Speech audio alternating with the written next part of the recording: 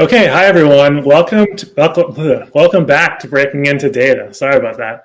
I'm Aaron Falus. I know I've seen many of you before. I see some new faces as well, or new emojis and new initials.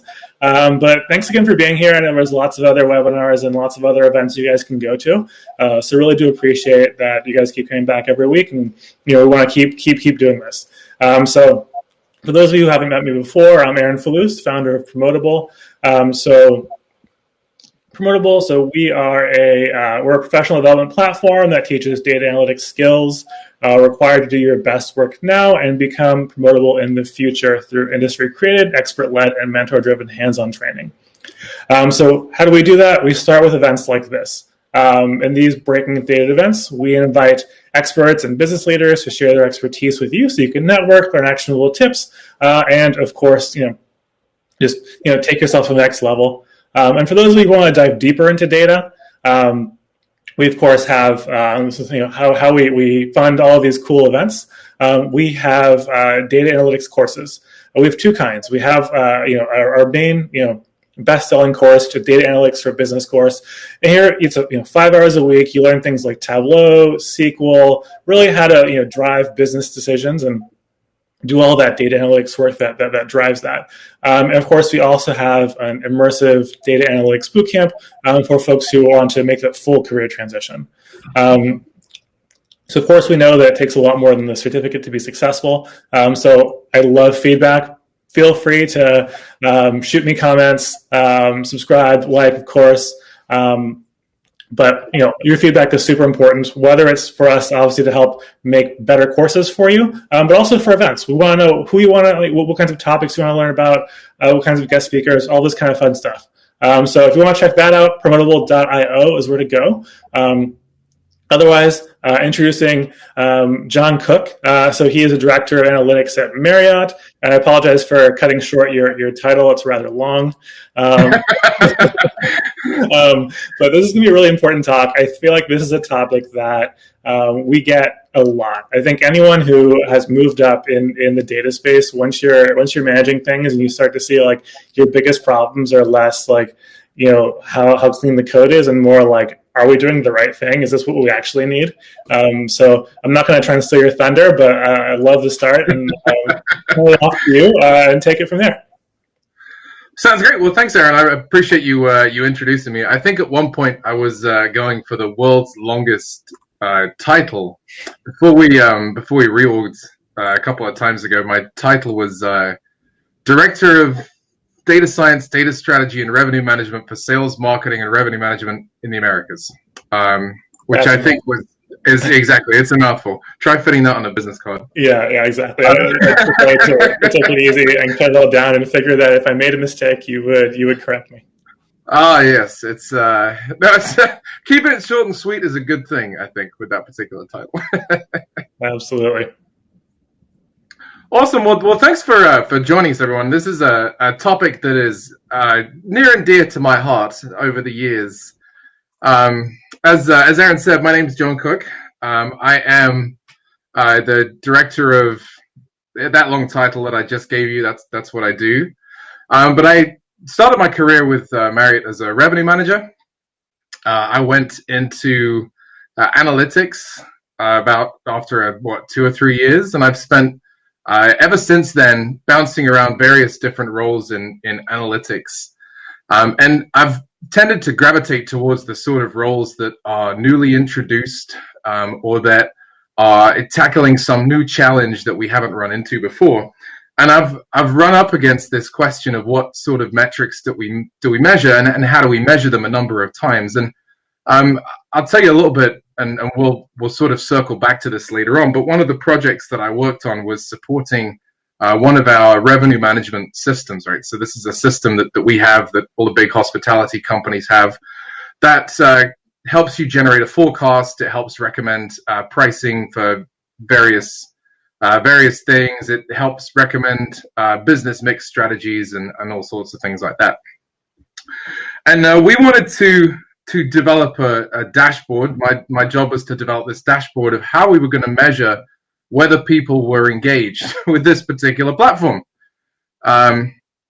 And that evolved coming up with a whole bunch of new metrics. And we spent about, oh goodness me, we spent about 6 months developing the initial prototype of this dashboard and pulling all the new data together behind the scenes, and iterated out several different versions over the 2 or 3 years that I was in that role.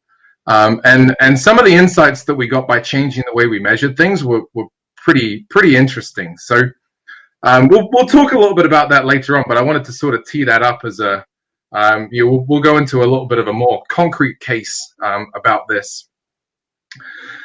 But to start off with, one of the common phrases that you'll hear is that what gets measured gets managed, which is true to an extent.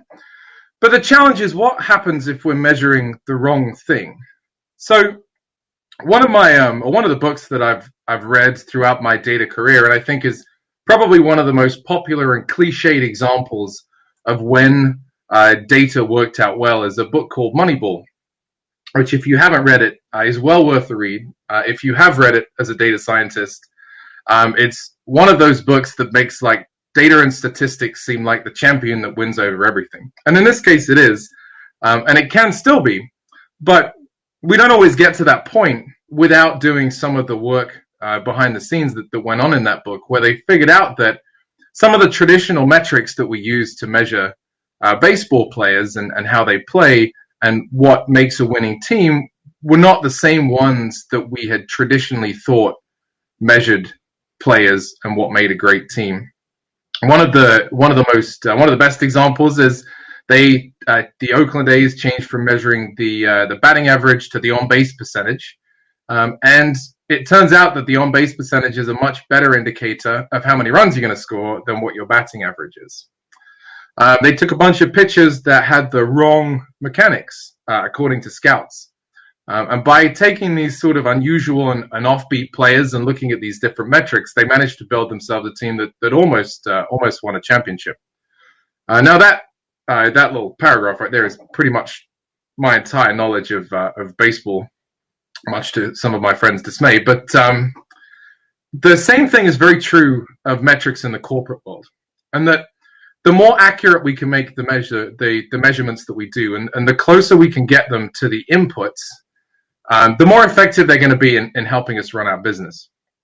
Now, one of the offshoots of this phrase that I have on the screen, what gets measured gets managed, is that in order to try and capture the right metrics, because we don't really think about what the right metrics are, we end up trying to measure everything, and we end up with a dashboard that looks something like this, right? Where we've got all sorts of metrics all over the place in all sorts of colors in a way that doesn't really seem to make sense and doesn't really establish the relationship between all these metrics, because we are just trying to capture every piece of information that we possibly can. We can't really differentiate between them. There's no story to these things. And this is surprisingly easy to fix. And often I find that dashboards like this are not necessarily the result of bad dashboard design. I mean, I think this dashboard is objectively somewhat pretty. It's just trying to show too much information in too small of a space with no context around any of it. So the solution is not that challenging. The solution is just to have fewer metrics. But how do you pick the right metrics? And I think there's two broad categories of what I'm going to term good metrics. The first one is a pretty easy category to think of, right? And these are measurements that measure the output of some sort of business. So I work in the hospitality industry. In the hospitality industry, we look at a metric called revenue per available room, which is basically the total revenue that we made over a particular time frame divided by the number of rooms that we could have sold over a particular time frame. And that metric's an industry standard. We compare that across different companies. So within the industry, if you look at any of the earnings reports for any of the big hospitality companies or any of the big hospitality owners, RevPAR will take front and center, often supported by average daily rate and occupancy. And between those two, or those three rather, that tells a lot of the story of the output of the hospitality industry.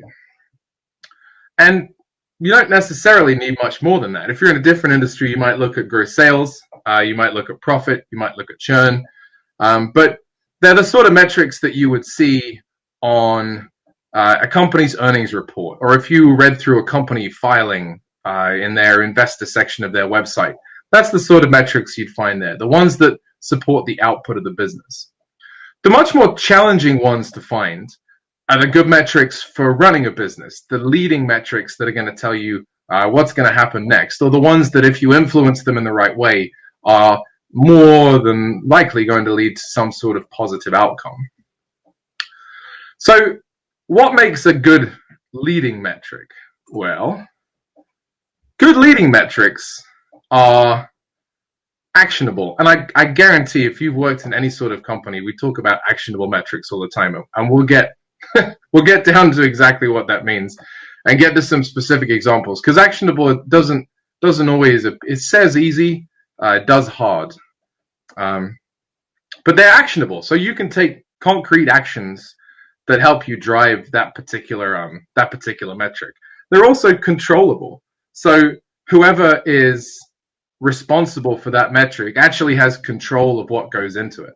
You know, one of the metrics that we use, or one of the companies within the hospitality industry that all the companies look to, is a company called Smith Travel Reporting.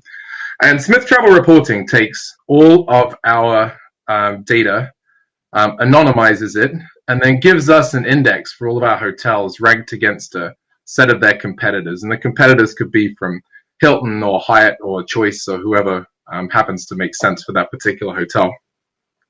And this is a metric that we do look at a lot internally, and it essentially measures how well you did versus your competition. The problem is, it's a very bad metric to look at how you're actually running your business, because if it changes, it's very difficult to say why it changed, because there might be 5 hotels aside from mine, and all of their data's in there. So am I looking better because I did something well, or am I looking better because the Hilton Garden Inn down the street happened to have a big group that canceled and it left them with a massive hole, and that skewed all the metrics for that particular week? That metric's not entirely in my control.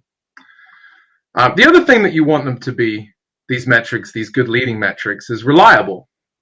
So when someone makes a change, you want the metric to be impacted in a consistent way.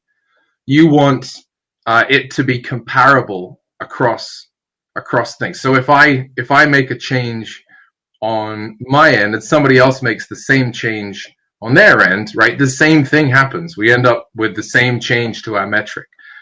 That makes it a really helpful way to understand how people are behaving. If it doesn't reliably tell you what's going on with the business, right, or it changes randomly, then it's probably not something you can control, and it's not something you can take action against. Now, the other thing we want to be, which is not on this list, but is something that's important to think about, is you want to be aware of what the limitations are of any of the metrics. I said I've taken several roles that have developed, that have involved developing these metrics. I'm not sure if that's because people think I'm smart, or because people think I'm dumb enough to agree to do that sort of thing. But these metrics don't always stay the same, right? Sometimes they can change.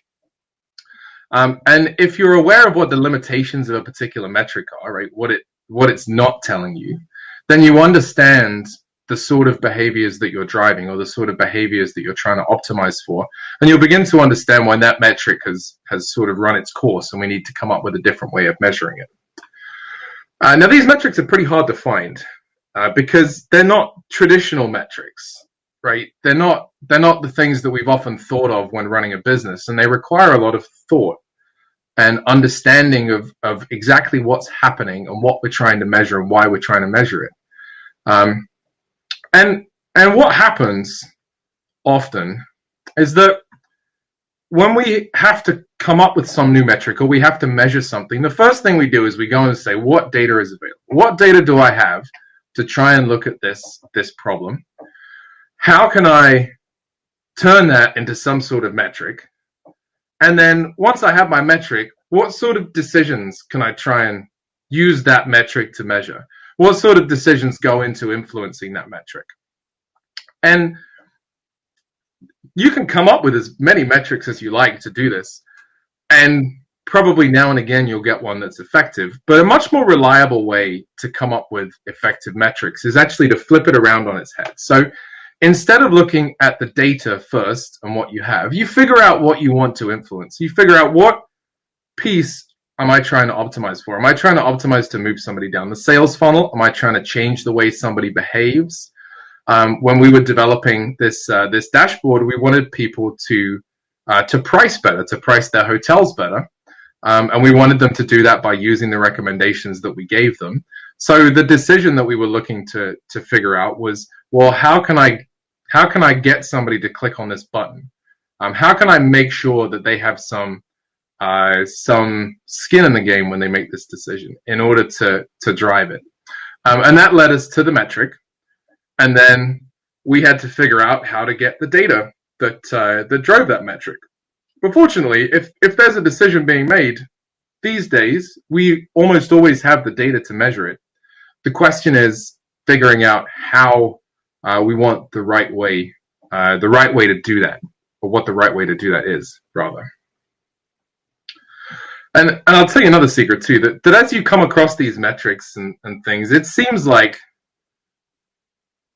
when you do this, when you walk in without having the data to hand to figure out how to measure something, that it's kind of scary because you have to go and find a new piece of data or something like that. But 9 times out of 10, you actually find that once you've decided what the metric is, you have the data available. You just have to rearrange it in a slightly different way. And it's probably the same data that you were using before. Maybe you have to go down to a little bit more detail. Maybe you have to look at it in a slightly different way, or structure it slightly differently, or aggregate it slightly differently. But usually, the data is already available to make many of these decisions. Now, we can try this, but there is a pretty big pitfall when it comes to building metrics, and that is something called vanity metrics. Vanity metrics, I think, was a term coined in a book called The Lean Startup, which, again, if you have to develop dashboards and you have to figure out how to optimize things, is a tremendous read. It's obviously startup focused, but it works for any sort of dashboard or new initiative that we're trying to measure. And it really goes into detail about the right way to measure these sort of things. And vanity metrics is one of the things that it talks about. And these are metrics that appear to be actionable, but don't necessarily drive the actions that you want them to drive. They're nicknamed vanity metrics because often they can look really good. We'll get into a bit more detail about some specific examples in just a second, but one of my favorite ones that I came across was cumulative sales. The best thing about cumulative sales is they can never go down, because if somebody's bought something, unless they return it, which they usually don't do, it goes up. And it continues going up month to month to month to month to month. So you always look better than you did last month. But it doesn't really tell you anything. There's not many actions that you can take specifically using cumulative sales. You have to derive something from that in order to make it something actionable that we can take action from. People come up with these for a variety of reasons, and mostly, it sounds, when you say vanity metrics, right, it sort of brings to mind this person who's like, oh, I just want to make myself look good. I want to make my project look successful. But most of the time, that's not really what's happening. What's happening is that you have people who rely on their intuition to drive these metrics. They say, well, I think, as those talent scouts did in Moneyball, I think that, on-base percentage is the best way to do this. And I've been in this damn business 20 years, and you're not going to tell me any different. That's the way it works. Sometimes it's a similar thing. You have leaders who fall back into metrics that they've used in the past. And in particular, when it comes to business, when we look back at times that we were successful, or that a particular leader was successful, they have metrics that they looked at to drive that success. And sometimes they're good, and sometimes the metric was just something that they happened to be looking at and had absolutely nothing to do with their success. It was something else that they did that drove that success. But when they're in the same situation, they want to go back and look at the same metric. Now, I'm not going to tell you how to talk that leader out of using that metric. That's a minefield you can cross on your own. I'm sure we've all been there. But I can tell you a little bit about what you can do to make some of these vanity metrics a little bit more actionable. So we'll get to that in just a second, as I said. The other thing, this also happens sometimes too, when people are inexperienced with the data that's available, uncomfortable with the data that's available. Sometimes people will pick things because they've got a query that they know how to use in the database, and that's the only query that they really know how to run. And so they'll try and figure out how to use that to measure something that it can't really measure. And that's, again, can be an issue when you end up with these metrics that don't make any sense to drive the behaviors that you're looking for. So here are some examples of that, right? Because it's all well and good for me to prattle on about what these sort of things mean, but without some specific examples, they're quite challenging. And one of my favorite ones is page views. We'll go into a little bit more about how we measured adoption with this system that I was talking about earlier on. But page views was one of the metrics that we used. And I'll tell you, when we looked at page views, we thought we were pretty damn good. But all that really tells you is whether somebody opened up the page. It tells you whether they saw the page, right? It doesn't really tell you whether they engaged with the page, particularly when they come from a search engine, from Google, and they click on a link and they go to a landing page. It doesn't tell you whether they thought what was on your landing page was relevant to their Google query or relevant to what they were actually looking for, or whether they ended up going somewhere to buy something, right? And it's going to encourage us to optimize the click to the page or the behavior that drives people to the page. It's not necessarily going to change what we actually want them to do, right? I don't want people just to look at my page. I want them to go to my page and I want them to click on something and buy something, or I want them to click on something and send me an email. I want them to take a next step after they've been to their page. That's the whole point of the page. And if you optimize for page views, you're potentially going to miss things that would help drive conversion of people who do see your page by just increasing the page views, by just increasing on getting more people there. Cumulative sales, I mentioned. Cumulative sales always go up. There's an interesting example that I came across when I was reading through some things yesterday, preparing for this, where Microsoft actually changed the way they report on new console sales from the cumulative sales of that particular console to the engagement that people have with their online platform called Xbox Live. And the reason they did that was because the people engaged in Xbox Live is a much better example of how successful that console is than simply telling you how many people have bought one, because the number of people that have bought one doesn't really matter if all of the people that bought one thought it was terrible and now it's just a fancy expensive paperweight that they put their PlayStation on top of. In a similar vein, social media followers is another very common, whoops, we've gone on a slide. Social media followers is another very common vanity metric, right? It looks great. It looks great to have 1 million followers on social media. But if all of them have muted your posts, it doesn't make that much difference. You're certainly not engaging with those people. And when you post things, people aren't seeing it. If they're not engaging with it or they're not taking the next step, that doesn't really help. So you can look at the number of engagements. You can look at how many people comment, how many people like, how many people share. But just the number of followers is not particularly helpful. Another interesting one is similar to page views, right? The number of times emails were opened.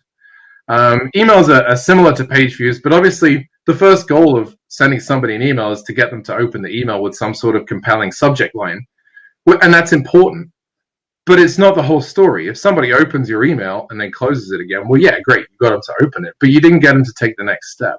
So what we're really trying to optimize for is not the number of people who open the email, it's the number of people who take the next step and click through to take the offer or click through to go get a sale or something like that. App downloads is the final one. Again, that's another similar one, because a similar one to social media followers and to cumulative sales, right? The app downloads are only going to go up, but it doesn't tell you how many people downloaded your app, again, thought that it was terrible and then immediately deleted it, or left it sitting on their phone or their tablet and never clicked into it again.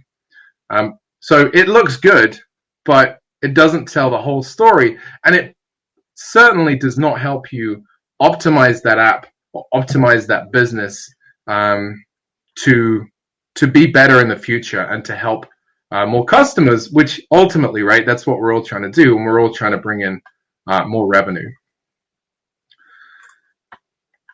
So I want to talk a little bit more about the this dashboard that we built for our systems. I mentioned that we use page views at one point as a metric of success. But that wasn't the first one that we used. The very first one that predated my time on the team, so I'm not going to claim responsibility for this particular one, but was logins. And we expected that all of our revenue managers would go to our system and they would log in once a day. And we thought that if we measured that and we encouraged them to log in by, we told their leaders and we said, you got to make your teams log in. We thought that if they logged in, they would go in and they would use it. That was a pretty stupid assumption. I'm not going to lie. We thought we were doing pretty well when we looked at the number of logins. We thought we were doing pretty well when we looked at the number of page views too of certain pages. But that's because people were quite literally, because we were encouraging their managers to encourage them to log in. They would go in once a day. They knew they'd be scored on it. They would log into the system. They would log out again, and then they would go about their day. And they would do that every single day. So we thought we were doing great because we saw all these people logging into the system, but nobody was engaging with it. It was a terrible way to measure how successful the system was. Similarly, we moved on to page views. That also had the same problem, right? People would just go to the page and then they bounce off the page, and then that was it. There was no more. That was it. So we changed the way we measured how they engaged with this system in a couple of ways. Well, primarily, we began to look at how many times people pushed the rates from this system into our reservation system, right? So there's a little button in the system that says you can publish these rates and push them into the reservation system. And when we did that, when we started measuring the number of times people pushed the button, we began to discover that people weren't that comfortable with the recommendations that they were getting from the system. And we got from having almost no pushback about the login metric because it was really easy, and then almost no pushback about the page view metric because it was really easy. We started to get quite a lot of pushback about whether this was an appropriate way to measure the system. And I'll tell you, when you start to change metrics and you start to change the way you measure people, and particularly people's behavior, and particularly people who are in a position to give you feedback, when they start bitching about the way you're doing it, that's something you should investigate. And it turns out that even though we had this system, and it was a very good system, it came up with very good recommendations, but it only came up with very good recommendations if it was set up properly. And we began to discover that even though these guys were users of the system and we had them all sit through the training, we had job aids to help them out, we had all of the resources that you could get, they really didn't understand how this thing worked, and they had a lot of trouble, in particular, making the case for why we should place the rates where the system said we should place them. So changing the way we measured it led to this whole, this whole adventure, going back and revamping a lot of the training that we did, revamping a lot of the job aids that we had, changing around things like labels and all sorts of other small tweaks to try and make it a little bit more user-friendly. We changed the way we helped people, the help desk process and things like that. And over time, people began to understand how this system worked a little bit better, how to set it up optimally so that it would recommend the correct rates. And we began to see usage of it increase with this metric. And one of the things was that because this metric required you to actually put something on the shelf at your hotel, it was very difficult to get around it without actually having to put something on the shelf with your hotel, and actually having to have those sometimes difficult conversations with stakeholders about, hey, look, it doesn't matter how low we price a Sunday night. Nobody wants to stay in a hotel on a Sunday night. That's just a fact. Sunday nights pretty much always suck. So having a rate that's $50 lower than what we recommend doesn't really make any sense. And that really helped with our first with the first sort of part of the system that we worked on. The second thing that we did was another part of the system that worked. Instead of working with rate, we worked with inventory, and how it helps optimize a concept called straight line availability. So within certain reservation systems, if somebody has booked a room, or one extra person has booked a room for, say, a Tuesday or a Wednesday night, then somebody who is staying on a Monday night and wants to stay till Thursday night doesn't see any availability, even though we have availability for two of the 3 nights.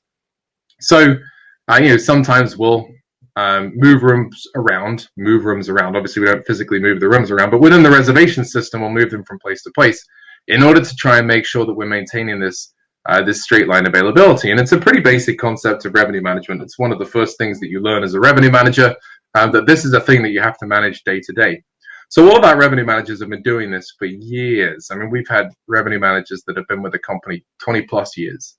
And these guys are all very familiar with doing this. And now we've come out with an automated tool that's supposed to make it quicker. Well, that's obviously a challenge. But these guys are used to having new tools to help them with their job. But the way we rolled it out was very different than the way we rolled out the pricing system when we rolled out the pricing system. We did measure the number of times people clicked into it. But we knew that the number of times people clicked into it wasn't the final metric that we wanted to measure. We wanted to measure the number of times and the number of changes that people made out the far end. Again, the number of times people pushed that publish button, and we wanted to make sure that they actually published a change. So we had a check in there that made sure after they clicked the publish button, something changed in the reservation system. So they moved something around. But we didn't start off with that being the metric that we push. We began to start off by pushing people just so they logged into the system. And as they did that, as they got better at that, we began to make sure that they pressed the optimize button. That was where they'd gotten in the process. So they had at least optimized and looked at the recommendations that we gave them. And along this sort of journey, right, which took about 6 to 12 months to go down this path of gradually stepping forward in all these metrics, we began to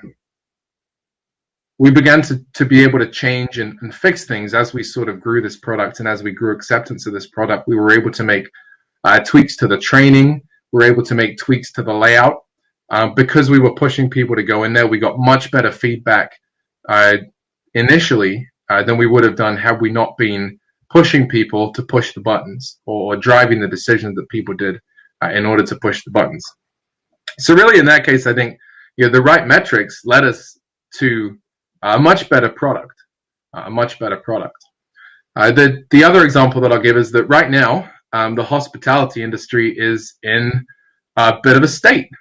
COVID-19 obviously hit the travel industry very, very hard, one of the hardest hit industries. And the way that we have to look at our business now is very different than the way that we looked at the business in the past. We used to look a lot at year-over-year pace. So how have my sales changed from year to year? Is that a leading indicator that tells me something about how it's going to work in the future? Well, year-over-year sales is a pretty scary number to look at. And for a lot of 2020 was a pretty scary number to look at, because it's a long way from where we've been in the past. And when the gap is so big and the business environment is so different, it begins to not tell you as much as it has done in the past. Now, I think pace is a pretty poor metric anyway, but it's even worse when the gap is so large. So we've had to adjust what we look at in order to give ourselves better metrics, right? That means looking more towards trajectories and where we expect ourselves to be, what our expected performance is, much more so than looking at some of our traditional fallback metrics that we've always done. So I want to leave you with a couple of takeaways. Good actionable metrics. The easiest way to develop them is to start with the decision that you want people to make, or the thing that you want people to do that is the thing that makes you money, or the thing that moves them on to the next step, like clicking on the button, like pushing something through a recommendation system. And then figure out what metric you need to measure that, and then go and find the data to measure to calculate that metric. Right? All of these are going to lead you to actionable, controllable, and reliable metrics. So metrics that people can take action from, that they can control, and that are always going to behave in a similar way when you do a similar thing. And then think really carefully, even after you've done all those things, about what you're optimizing for. When this metric is up, are people really doing the thing that I want them to do?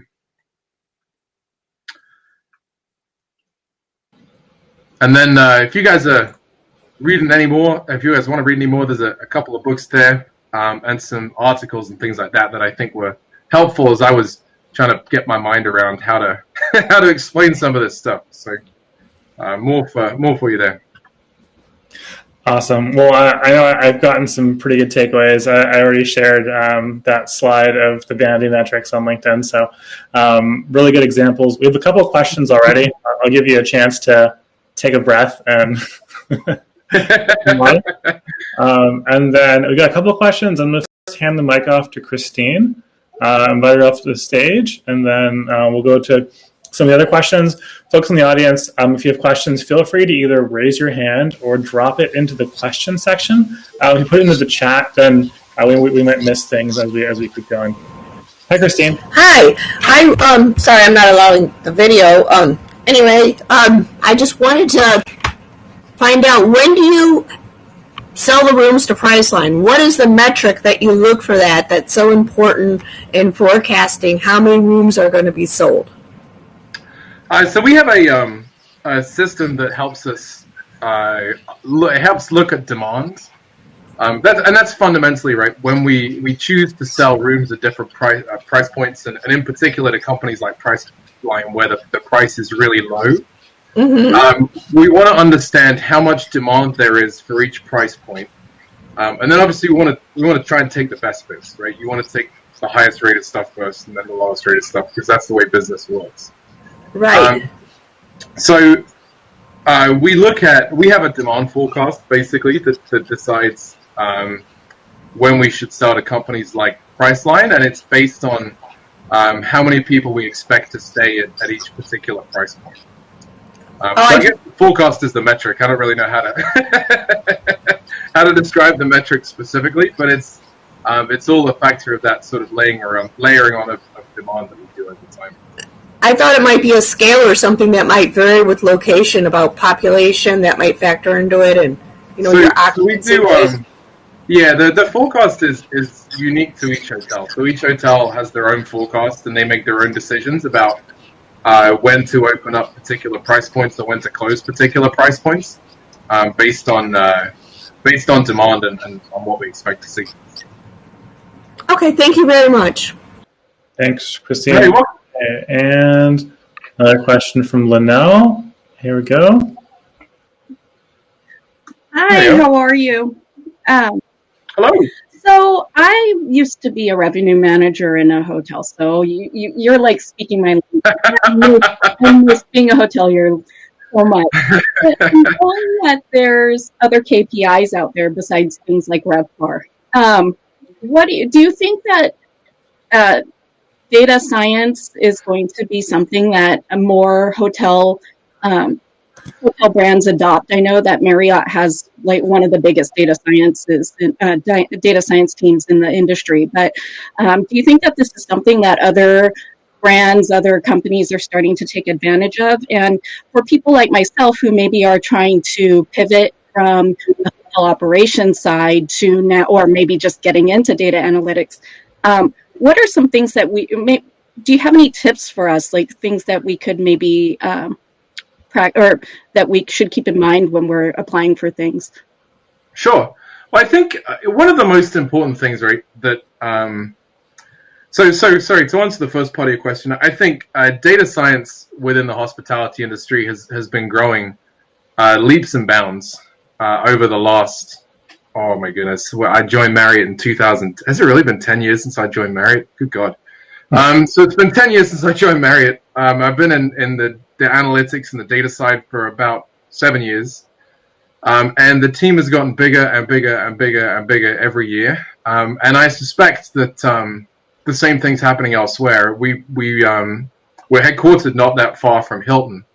And Hilton went on a big recruitment drive about 18 months ago, 2 years ago, because we could see all the postings and we were trying to figure out which of our associates might be tempted to jump ship.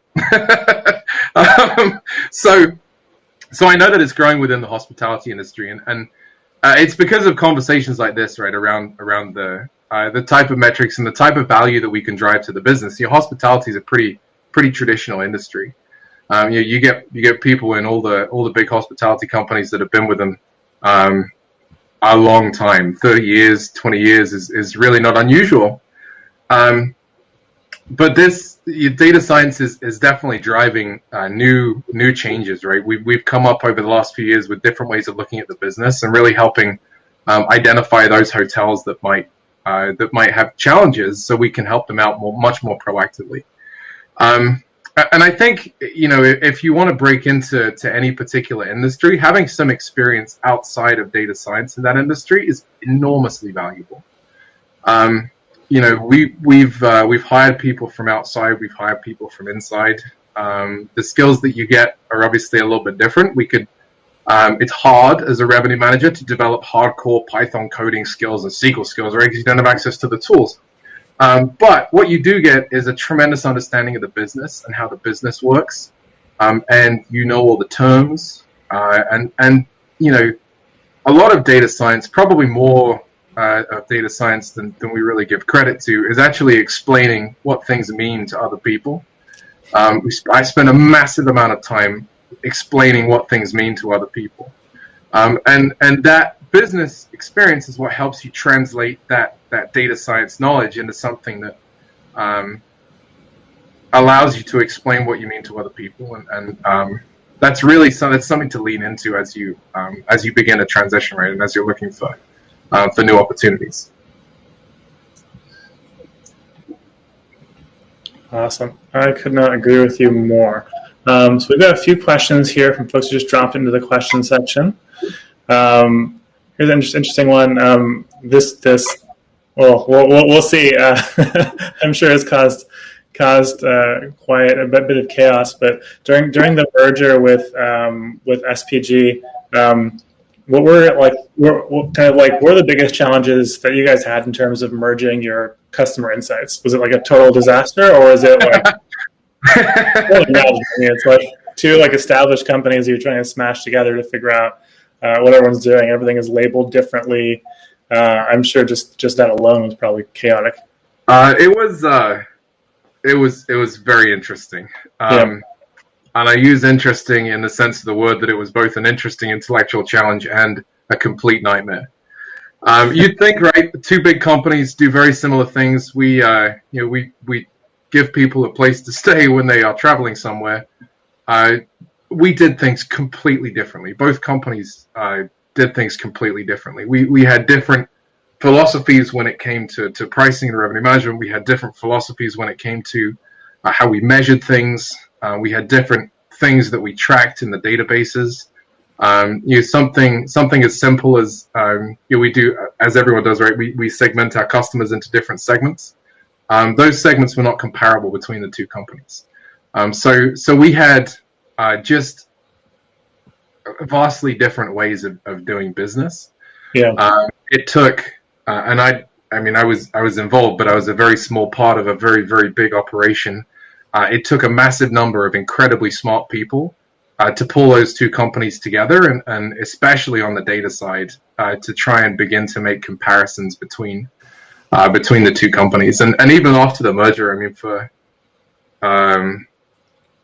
goodness, I can't even remember how long ago it was now, but for I think a year after we officially merged and closed and were one company, Starwood still used their own reservation system.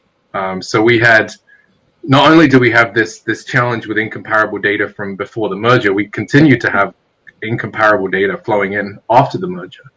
And it was our job to figure out which parts of that you could compare and which parts you couldn't compare. And it was very challenging. It sounds like you have to start at the top and really get back to at the end of the day, you probably ask similar questions, but then if you have to mix and match, it's kind of like when you're trying to, they might say different things, but they're asking something similar, and it's right.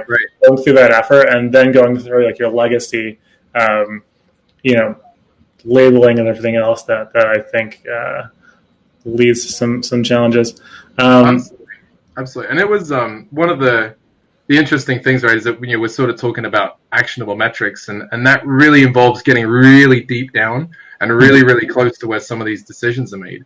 And when the data is not comparable, as it wasn't for us for a long time, it becomes really, really hard to find those data points that are actionable, because you have to look at it at such a high level in order to get results that mean the same thing at the two companies. So I think you may have just answered this last question, but Gil's asking about transitioning from that huge dashboard you showed at the beginning of your presentation into something that's more actionable, like what that process was like, and specifically, is the Marriott team agile, which could. We are agile. We do now subscribe to the agile methodology. I did make a joke at one point when we were transitioning about 6 or 7 years ago that we used agile scoping and waterfall development methods. So we would say that everything was in scope, and then all of a sudden there'd be nothing left for us to. None of it would actually get done. So no, but we do use agile development. We do. My team doesn't. We're very much closer to the business, so we don't have a true development cycle and scrums and 2-week sprints and things like that. But we do have a very short product development cycle for all the things that we develop. I mean, we'll put dashboards out and we'll make changes sometimes daily when they first come out. If we have control of what we publish, so we will be in there. We can change the metrics. We can adjust things. We can change things monthly. We can change things weekly as we need to. So we are pretty agile with some of these with the dashboards that we put out. And the key to transitioning from something that is as big and as terrible as that first dashboard was, which wasn't one of mine, by the way, that was just one I found on the internet. But the key to transitioning is to cut things out. You have to look at what metrics are in there that you really don't need, and then you have to have the difficult conversation about, hey, here's some stuff we can get rid of. Now, that's sometimes a really difficult conversation to have. Sometimes the better way to do it is to come up with a much better tool that has much fewer metrics on it and say, hey, isn't this new tool awesome? And try and sort of sneak your way down to fewer better metrics. But it's a challenging conversation. I think it goes along with what I said earlier on, which is that I spend a lot of time explaining why we're doing things to people, much more time than I actually do doing data science. Yeah, well, no one likes to be told that they're wrong, right? Exactly. So that I think that in and of itself is it's a really important skill. So that's half the battle, I would argue. Let me hand the mic off to Jared here. Hey, John. My camera. So I hope I'm not embarrassing myself with this question, but so I understand the idea of vanity metrics, but I feel like they could still be quite useful when combined with other metrics. For instance, like if you know that, X amount of people are visiting your page, but they're not being converted to a customer, is the user experience off? Is the buy now button in the wrong place? Like, what are we doing wrong to not convert them? Right. So do you feel like they could still be useful, but knowing that you are acknowledging them as vanity metrics? I guess I'm just curious, do you disregard them in general, or can you still use them? Not at all. Not at all. If you think about, I think the page views example is a really good one, right? When we set up a landing page for marketing, or not we as Marriott, but we in general, you want somebody to go to that page and then you want them to click on a button to take some sort of specific action to generate a lead. The first thing that you want to look at is, are they clicking on the button to generate the lead? If they're not doing that, then you can begin to go back and say, well, you know what? The reason very few people click on the button to send a lead is because actually nobody's visiting the page. So then the actionable metric becomes, how do we get more people to visit the page? So a vanity metric doesn't have to always be a vanity metric, right? It's a derogatory, sort of a derogatory, silly term for it, but it doesn't. Metrics they don't always have to be vanity metrics. Sometimes they can be the metric that you need to measure in order to get done what you need to get done. But if you're getting a lot of people to the page, you need to then change, right? If you fix your problem with getting people to the page and you're still not getting people to click on the button, then the fact that number has increased is good, but then we need to go back and look at, well, what's on the page? Is it because the content's not right? Is it because it doesn't match what people expect? Is it because the button is not big and orange enough, which is apparently a thing? Right. So it can be. It doesn't have to be necessarily one or the other permanently. They can flip backwards and forwards depending on exactly what you're trying to measure. Gotcha. Cool. Thank you. Awesome. There we go. Awesome. Okay. I may have missed some questions, so if I haven't called you guys out, feel free to repost. Levette had a question I think I just had skipped over. Apologies for that. About if you see the value in creating a marketing performance playbook. I'm not sure if that applies. I think it's more marketing than it is data science or analytics, but I think, yeah. I mean, I think. From a metrics and a data science perspective, I do think, right, if you want to measure what people are doing, having a playbook does help guide them down the same path, so that you can then put metrics against it. Yeah, well, if you're doing a funnel, I mean, for marketing, right, that's all you're looking at. Right, exactly. Exactly, yeah. So I definitely think it would help. Awesome. And then here's something that I think we touched on earlier. Robert asked, how do you get around the emotional element of data? Or do dashboards get lost in the meeting because of the emotion around data that makes one team not on tiptoes? Very, very, and to be honest, that's a great question, because it's one of the things that you begin to is one of the things you begin to run into issues with, right, when you begin to run into this thing. And when we first changed our metric from the logins to the to look at how often people were publishing on that dashboard that I mentioned, there was a lot of defensiveness around why people weren't publishing.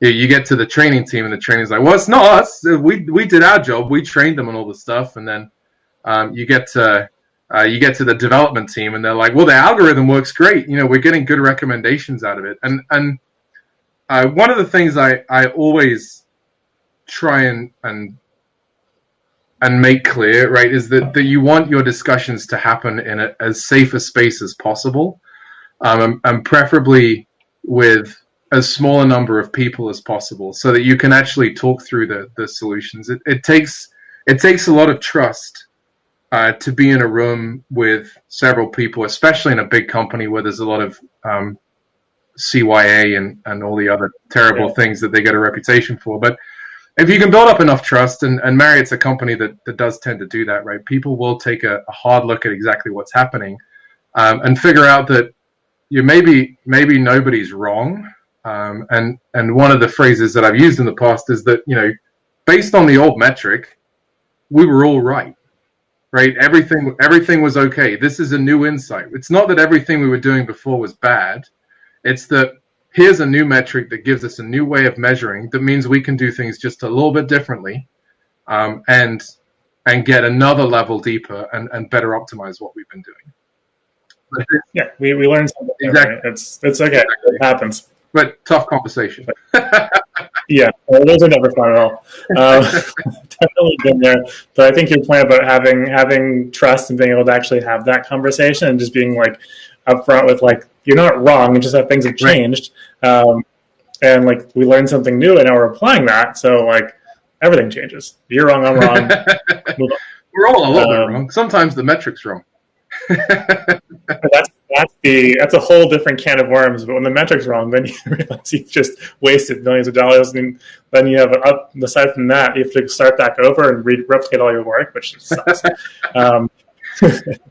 But Andre's got a question more. So he just kind of observing that over the last year and a half or so. He's noticed that a lot of the questions have gone from how do I generate this report to how do I actually act on this information, or what do I do next? Have you noticed that like a similar kind of trend, or is that something that might just be more in that sample? No, it's not at all. I think we've had a big focus and sort of a mandate over the last 6 months or so to really be much more general about who we deliver reporting to. We're delivering our reporting to a much deeper level in the organization than we've done before. So it's beginning to go to the people that actually make the decisions. And I think that a sort of democratization of reporting and what it does is, extremely helpful. And I think that just generally, as people have become more comfortable with data and data science has become a big buzzword, people are more trusting of the data that we hand to them. But I think really that the fact that it's moving from a question of how do I get this metric to what do I do now that I have this metric, it really speaks to some success in being able to share the right metrics with the right people, and also being able to explain and help those people understand them so that they know exactly what they need to do. Yeah, and going back to your previous point of actually being successful with that small conversation about how we're all wrong and now we're doing it. That's the point. When they talk about democratization of data, that's essentially what you're talking about, right? It's like, what do I do with this information? Right, exactly. So Camille is asking, and I'm sorry if I butchered your name, so please accept my apologies on that. But as someone who's in the marketing communication space, she'd like to know what they can do to what should they learn to get better at communicating with either about data or with data people or what have you. Try and break down that siloing. That's a great question. I think a lot of it comes with we talked about having that trust built up earlier on. I think a lot of it comes with that trust with the data team and with the people who are putting those reports together. To have that comfortable relationship where you can ask questions about what does this mean? How does it calculate it? How do I pull it together? And I think that relationship really helps drive how well you're able to sort of understand and learn from those metrics. In terms of specific metrics or specific things that you could I don't know if there's much that you could read and do it. I always find, to be honest, that Google is a tremendously helpful resource for helping me understand how things are calculated. And even within some of the, even if you're Googling other terms, there's sometimes some helpful sort of contextual information around what drives some of the metrics. That's I was asked to cover marketing over the summer. My background's in revenue management, but I covered marketing for a lot of the summer because our teams were slimmed down pretty significantly when we put people on furlough. And I did a lot of Googling of marketing terms and standard marketing metrics to understand what on God's green earth was going on in some of those meetings.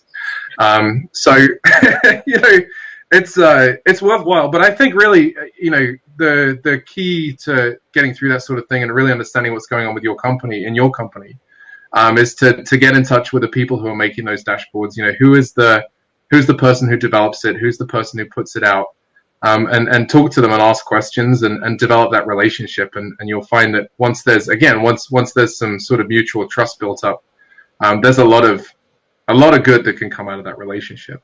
And that in turn then helps you explain, once you have a good understanding of it, that then helps you explain to other people and particularly leaders and things like that what it means, and why you should take the action that you're recommending. Yeah, absolutely. So folks, we've got time for one more question, so feel free to throw that in the question section or go ahead and raise your hand. And yeah, I definitely, Google is your friend is like the most important thing that I think people can take away. I definitely share that experience at a past company. I remember my CEO saying, Aaron, this, I forgot what it was he was talking about, but something I should have known. And I was like, oh yeah, absolutely.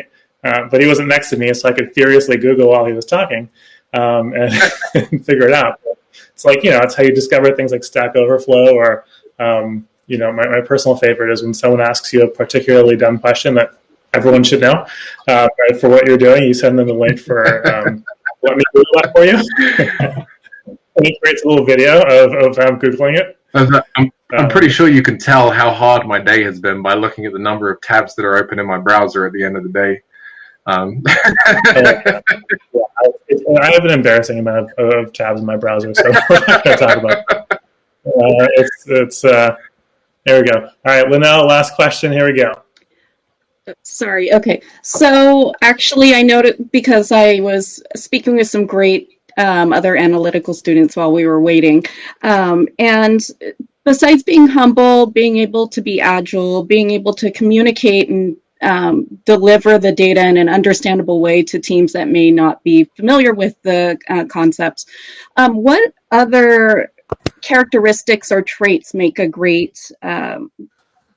person a great fit for like your team?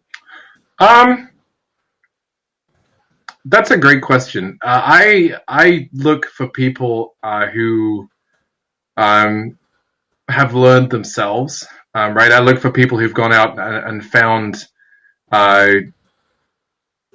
out things for themselves, because so much of data science has changed even in the time that I've been in it.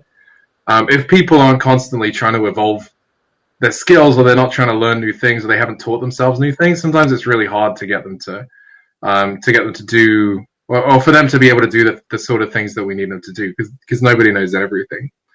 I on my team, I think a lot about context. When we hire for machine learning or not necessarily machine learning positions, but positions that would have some level of machine learning or some level of deep analysis. I like people who are able to do that with the context. And not every problem needs a deep learning network, right? That's not true. Sometimes linear regression works really well. And to be able to articulate not only the sort of projects that you've done, but why you chose to approach them in the way that you chose to approach them, I think is really important. There are people who'll brag about how they managed to fix the simplest problem with the most complicated model, and that doesn't. I know from experience it works really well right up until all of a sudden it doesn't work anymore. So I think, being able to provide context and understanding for the things that you've done and why you chose the methods that you chose is really important. And I think being able to demonstrate that you've taught yourself, or you've gone out and learned things. There was a problem that you didn't know the answer to, and instead of going, hey, I don't know how to do this, you went out and you found the answer for yourself. That's critical for all the things that we do. You're welcome. Sounds like you put in the work. do the appropriate amount of Googling, and then exactly.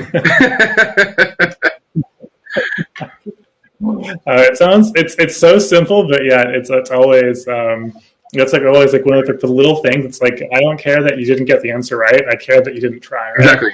And that's like the biggest thing. It's like, if you can figure out, we can teach you to code, we can teach you to do these basic things, but if you could, like, teaching you to, like, you can't think or like do that extra like step, that's the challenging part. Anyway, so I think that's all for tonight, guys. Definitely feel free to hang out afterwards at the tables. I'll be there. If John has time, he'll be there. And then aside from that, stay tuned. We've got a couple more good events coming up next week and the weeks after. Please obviously give us a like or subscribe, or feel free to reach out on LinkedIn. If anyone's interested in learning more about our classes, feel free to come reach out. Again, those are for folks who are marketing or product or finance, or you're not a data scientist. You just want to learn enough data to get better at what you do. Learn some basic SQL stuff, some Tableau, or have you. Come say hello. It's all taught by practitioners. Happy to talk about that as well, or really anything else. With that, thanks for coming, guys, and we'll see you all next time. Also, the recording is going to be posted on our YouTube channel. I put it in the chat a few times. Feel free to come check it out. Thanks, guys.